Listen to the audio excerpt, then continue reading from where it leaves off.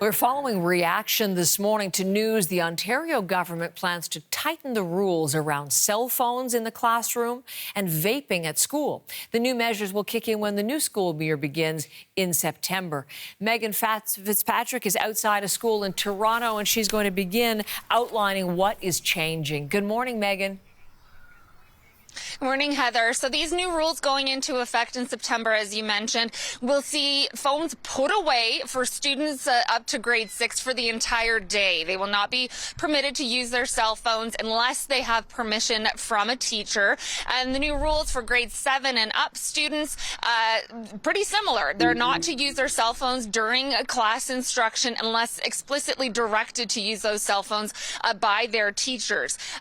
Also, another change announced by the Education Minister, social media sites, access to them will be restricted in schools through school Wi-Fi networks or school devices.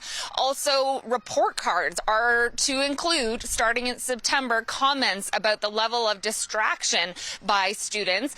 And then another measure announced has to do with banning vaping in schools. So Minister Lecce saying if students are caught carrying or using a vaping device, it will be taken away from them and parents will be notified immediately. Now, Lecce is saying that these changes are aimed at reducing the harms of cell phone use, addictive cell phone use, social media sites, distraction in the classroom, and getting kids more focused on learning. Here's a little bit more of what he said at the news conference yesterday. We need consistency. We need rigor in our schools, and we need to restore safety. Too many kids can't focus because of the distractions in schools. We need schools to go back to the basics. And I think families agree. Teachers have been asking for enforcement policies and teeth.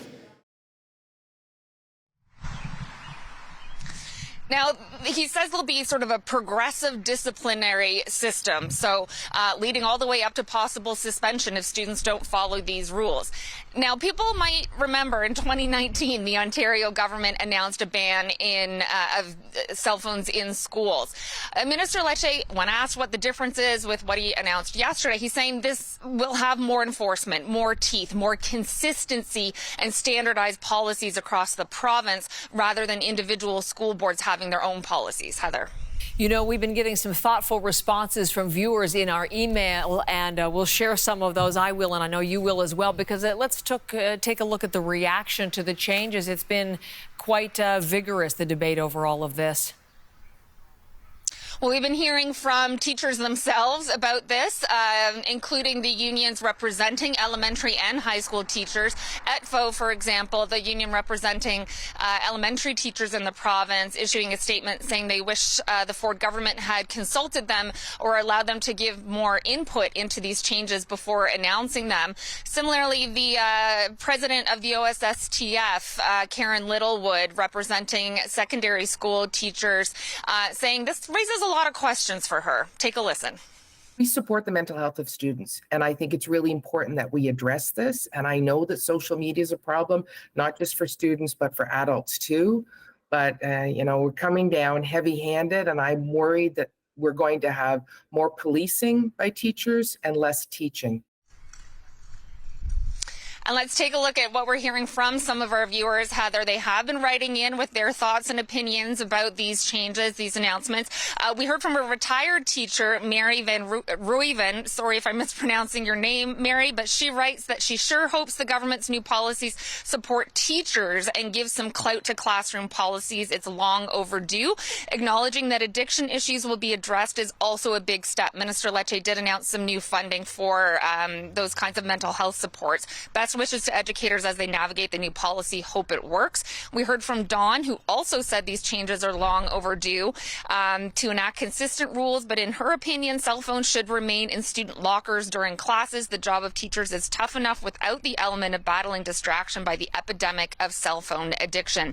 And finally, from Arlene, saying in her opinion, the use of cell phones in the classroom adds nothing to enhance the learning process. In fact, it is a distraction.